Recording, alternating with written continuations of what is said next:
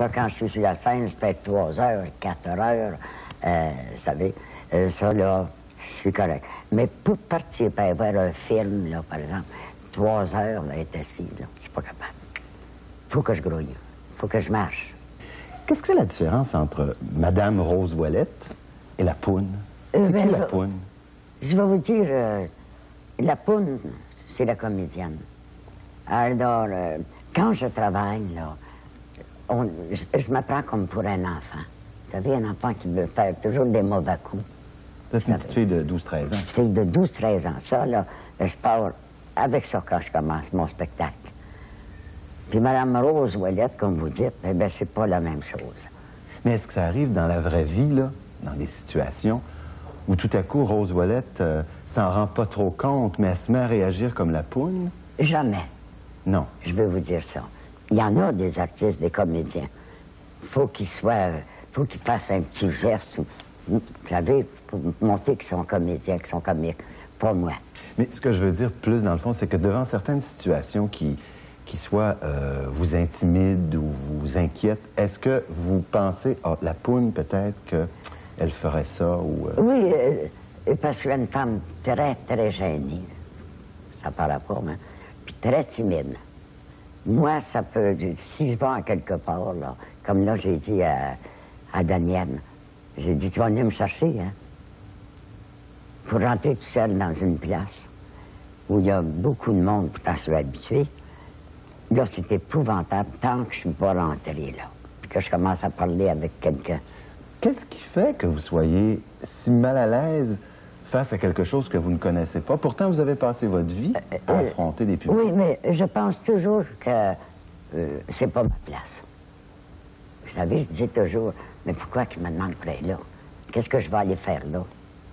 Vous savez, je me rends compte, là, que ça lui a fait plaisir quand je suis rentré, puis qu'il me parle, là. Puis au cours des ans, vous n'avez pas appris que à chaque fois que vous aviez eu peur, quand vous êtes arrivé, finalement, vous n'aviez pas raison d'avoir peur ou d'être inquiet. D'abord, il faut que je vous dise quelque chose, Gérard. Il y a des fois, quand ils disent ben, vous êtes une grande vedette, je déteste ce mot-là. J'aime pas qu'on dise ça. Parce que moi, j'ai toujours travaillé pour travailler, premièrement, gagner ma vie. Puis Dieu sait que j'ai eu beaucoup de misère. Hein. Oui, je m'en suis fait faire de toutes les couleurs. Mais je me disais, tu ne te décourageras pas, Rose Ouellette. Tu veux être comédienne, tu vas l'être. Mais je veux que quand on me parle, pas me dire, là, notre grande vedette, je déteste ce mot-là. J'aime mieux qu'on dise la Rose Ouellette, la comédienne. Dans le mot vedette, on peut voir d'être reconnue comme une personne qui a fait du travail, qui a prouvé qu'elle avait de la valeur, qu'on aime. Oui. Ça vous fait rien. Si on vous disait vedette dans ce style-là, dans ce style-là. Ce que vous semblez pas aimer, c'est les vedettes que vous appelez les vedettes qui sont fabriquées puis qui dureront pas. Moi, je parle comme je pense. Quand je les attendais, le roi des comédiens, la reine des comédiennes, moi, je les faisais rire, je disais, regarde, on passait, des fois, je passais avec ma voiture, je voyais la reine du hot dog, le roi du chien chaud. Alors, je disais, ben, on est bien mélangé. Hein? Ça nous mélange. Alors, moi, j'aimais mieux qu'ils disent la comédienne Rose Ouellette. D'ailleurs, c'est toujours comme ça dans les cabarets que je me suis fait annoncer. J'ai jamais voulu qu'on dise vedette, jamais.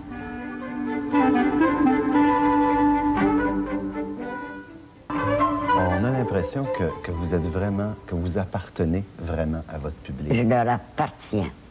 C'est ma famille. Bon, mais justement, en parlant de ça, est-ce qu'il y a des barrières? Est-ce qu'il y a des choses, vous avez dit à un moment donné, sur les journalistes, il y a des choses que j'aime moins de certains journalistes quand ils vont trop loin.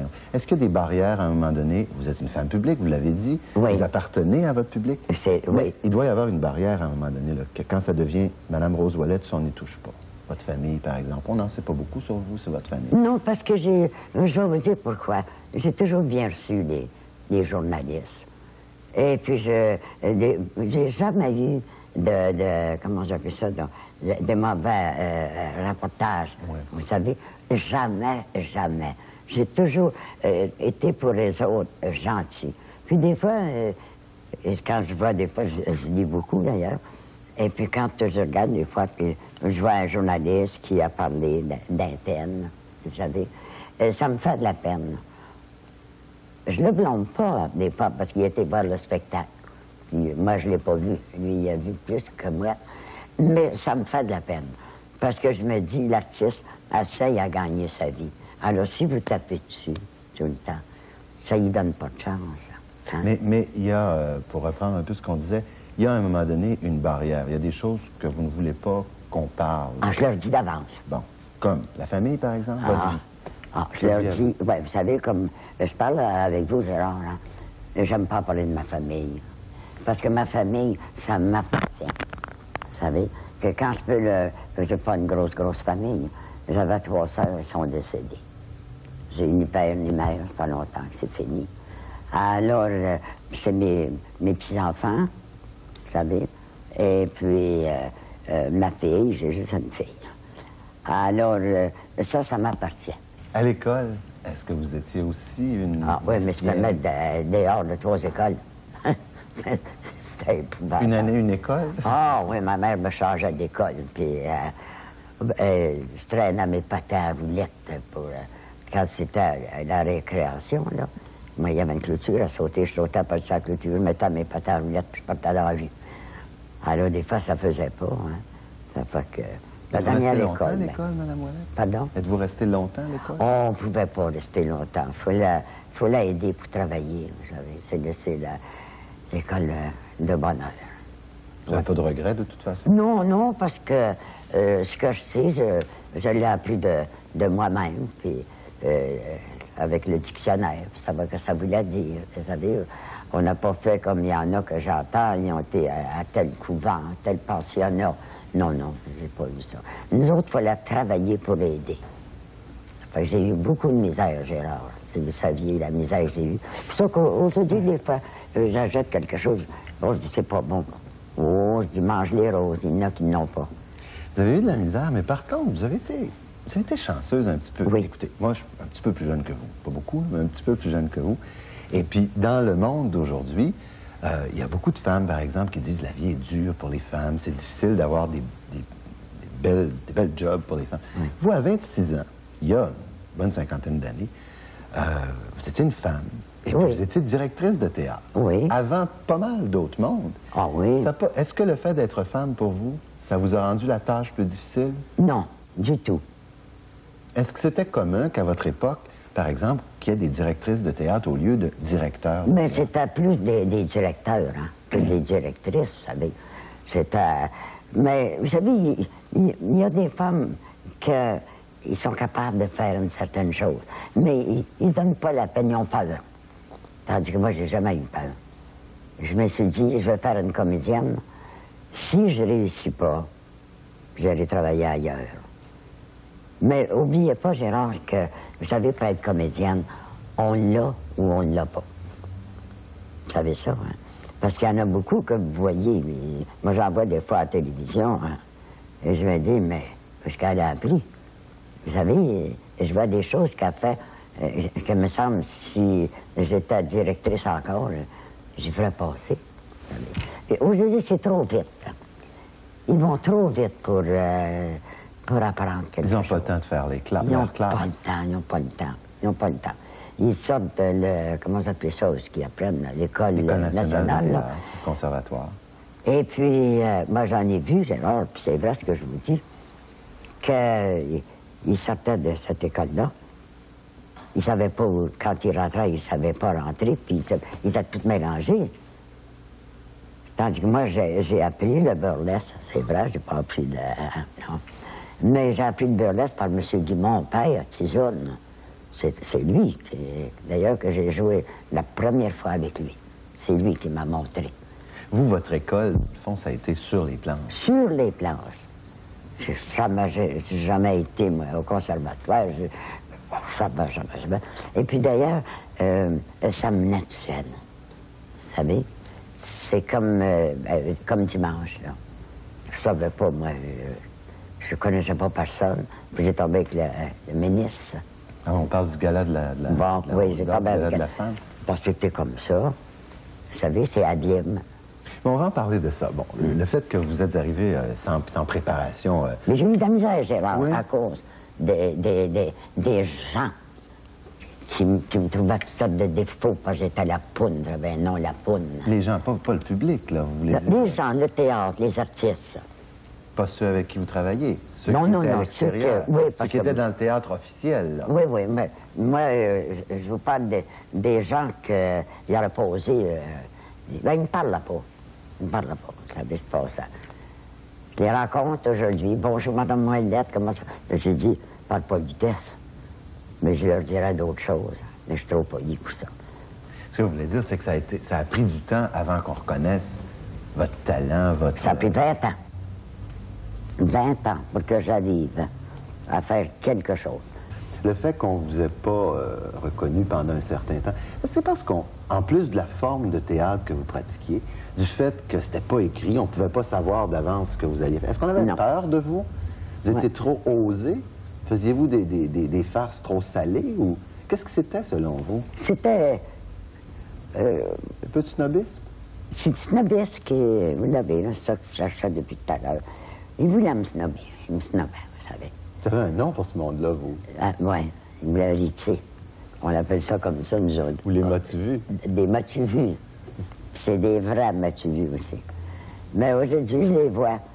Et puis, il y en a encore qui vivent aujourd'hui.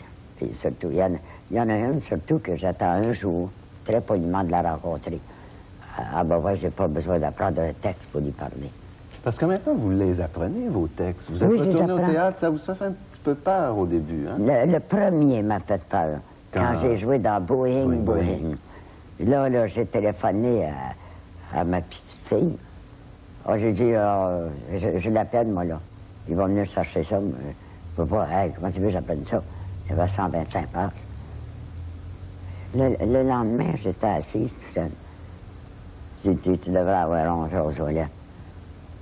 Tu devrais avoir honte de vouloir envoyer ton texte, là. Mais la différence entre le burlesque que vous jouiez et le théâtre qu'on vous fait jouer maintenant, puis vous jouez dans un téléroman, puis d'apprendre vos textes, c'est pas juste d'apprendre les textes qui vous inquiétaient, c'était la différence de forme de théâtre? Non, c'était de m'en rappeler que j'avais peur. C'était juste la mémoire.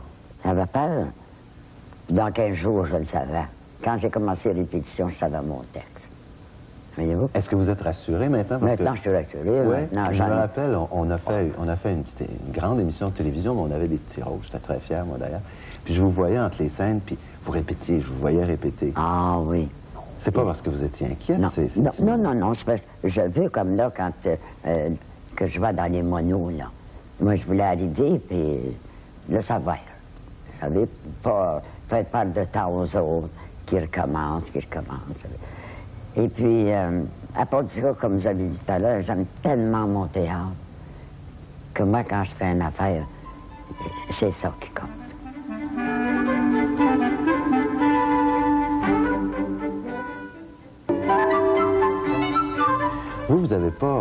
Vous avez jamais manqué de travail? Jamais. Vous n'avez pas de difficultés financières? Non, ça, rassurez-vous, non. Non. Et vous êtes toujours là à 80 ans, en bonne santé, etc. Quand vous regardez les jeunes qui commencent, qu'est-ce que ça vous fait? Est-ce que vous avez l'impression qu'ils s'en vont dans un métier de fou ou un merveilleux métier? C'est selon.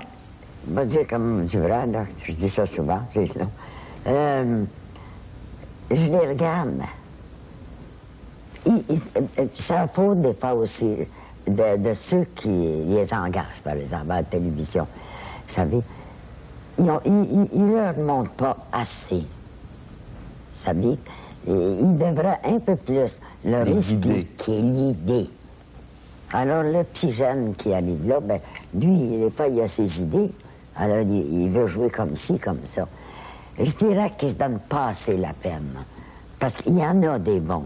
Il y en a des petits jeunes qui sont bons, vous savez, mais ils ne sont pas assez dirigés. Puis les comiques, eux, qu'est-ce que vous en pensez? Ben, les comiques sont rares, Gérard. Qu'est-ce qui fait rire celle qui est la poune, qui a eu comme vocation de faire rire tout le monde? Qui vous fait rire aujourd'hui? Qu'est-ce qui me fait rire, moi? Oui. Ou qui? Je sais pas, il m'en faut beaucoup pour me faire rire. C'est drôle, hein? Beaucoup. Des fois, je regarde des scènes, je vais rire. Puis d'autres fois, non. D'autres fois, ça ne m'intéressera pas du tout, du tout. Parce qu'une comédienne ou un comédien, comme je vous dis, il l'a ou il l'a pas. S'il force pour l'avoir, ça vaut rien. C'est parce qu'il n'était pas destiné pour faire un comédien. Pour être en bonne forme comme vous l'êtes aujourd'hui, pour être en grande santé, avoir l'air pas mal plus jeune que votre âge, merci. Est-ce que c'est parce que vous faites une vie rangée? Oui. Vous dormez bien puis vous faites de la culture physique ou quoi? Oui, oui, j'en fais. J'en fais un peu, vous savez. J'en fais modérément parce que par rapport à l'âge, je sais que j'en fais plus comme j'en faisais, mais j'en fais encore. Vous aimez ça, le sport? Oui. J'aime le sport, mais je sais pas... j'ai si peu de temps, puis j'en ai jamais assez de temps pour le faire, vous savez. Et puis, je joue encore, puis je saute encore, vous savez. Je joue le badminton quand j'ai la chance, là. Puis, il n'y a pas peur que je saute encore. Mais qu'est-ce que c'est donc votre secret pour être resté si en forme? Parce que vous avez travaillé toute votre vie tard. Toute ma vie. Le soir, 7 jours par semaine. Oui. Toutes sortes. Et on sait comment c'est long à la télévision. Ça prend du temps, les répétitions. Les répétitions, ça... Vous n'avez jamais été malade? Non, non, non, non. Avez-vous manqué des pièces ou des... Non, j'ai jamais manqué mon ouvrage. Mme Petrie, justement, disait ça l'autre fois. Elle dit, c'est beau, t'as jamais manqué. Non. Non, j'ai toujours travaillé. Et puis, c'est qu'est-ce que je disais à une dame quand j'étais à Miami. Ils m'ont demandé pour aller pour l'âge d'or. J'ai dit, votre peur, vous avez la peur quand vous avez votre pension à 65 ans. Vous pensez fini, là. C'est pas vrai. Votre 65 ans, là, puis votre pension, non. J'ai dit qu'il faut jamais, jamais penser d'abord à la maladie, ça. Hein. Faut jamais penser à ça. Vous l'avez, vous l'avez. Si vous êtes pour l'avoir, vous allez l'avoir. Pourquoi penser après ça? Vous savez, il faut bouger dans la vie, il faut bouger. Moi, je suis une femme que je mange encore du porc frais, je mange de l'ail, c'est épouvantable. Mais je me dis, des fois, si je mange une affaire, si j'ai une indigestion, là, je vais en remanger. Si je venais une deuxième, c'est parce que je suis pas capable. Comprenez-vous? Je suis une femme comme ça.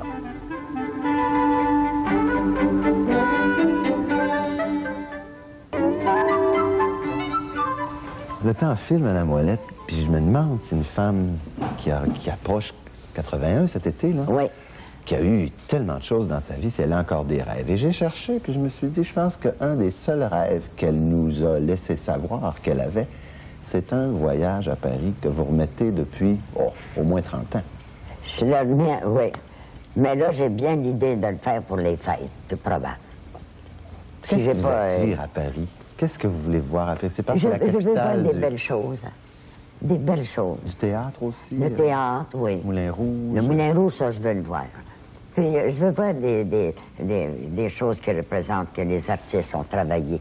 Je veux voir quelque chose de beau. Moi, c'est pas les casinos, puis non, non. Mais seulement, comme vous avez dit, le Moulin Rouge, ça j'y tiens. Est-ce qu'il y a d'autres rêves que vous avez? Dans le moment? Oui. Continuer mon théâtre. Vous allez jouer tout l'été encore au théâtre? Moi, je vais tout l'été encore au théâtre. Pas à Montréal. Partez. Non, oui, je m'en vais à Shawinigan. Mais là, peut-être aussi que je vais jouer pour M. Georges Dor au théâtre Félix Leclerc. Peut-être en janvier. Est-ce que ce serait quelque chose fait pour vous? Oui, dans la pièce les cochons meurent comme des mouches. C'est le titre de la pièce. Qu'est-ce que vous allez faire dans ces deux pièces-là? C'est une bonne femme qui vient pour avoir une formule pour mes cochons qui sont malades. C'est bien, j'aime bien. Et à Shawinigan, on a vu que vous allez peut-être jouer une Russe immigrée déguisée en Boy George, en punk. Là, je le rencontre demain pour ça. Les affaires sont faites, mais je le rencontre demain. Il n'y a rien qui vous arrête, vous? Non. Jouer une punk à 80 ans, ça vous fait rien? Oh, mon Dieu, ça me fait rien partout. Madame Ouellette, on approche de la fin, et puis Je sais que je peux vous en parler parce qu'on a parlé un petit peu tout à l'heure. Vous allez avoir 81 ans. Votre mère a vécu jusqu'à 84 ans. Oui. Mais comme on disait tout à l'heure, tous les gens de votre génération sont partis peu à peu. Il n'en reste pas beaucoup. Quand vous pensez au départ, là, quand votre heure va être arrivée, est-ce que vous regardez ça avec autant de calme et de sérénité? De calme, de calme. De calme, parce que d'abord, j'ai jamais eu peur de la mort. Puis si je n'avais eu peur, je n'avais eu peur longtemps, j'ai 80. Hein? Non. D'abord, mourir, c'est un beau voyage. On fait un très beau voyage qu'on n'a jamais fait d'aussi beau. Et puis, votre temps est fini. Il est fini. Vous êtes prête, vous? Hein? Vous êtes prête à partir? Pour être, moi, ça ne me dérange pas. Ça ne me dérange pas. D'ailleurs, les affaires de purgatoire et d'enfer, mon cher ami. Et l'enfer puis le purgatoire, on l'a, sur la terre. C'est ici qu'on le fait. C'est pas l'autre bord. Est-ce que vous avez toujours regardé la mort avec cet angle-là, avec ces yeux-là? Toujours. Je pars en avion, des fois, il y en a, t'as pas peur? Ben, pourquoi, si j'ai à mourir? Si je meurs, c'est parce que j'ai à mourir en avion. Si je meurs, si ça préfère du bicycle ou n'importe quoi me faire frapper, c'est parce que mon temps est fini. C'est tout.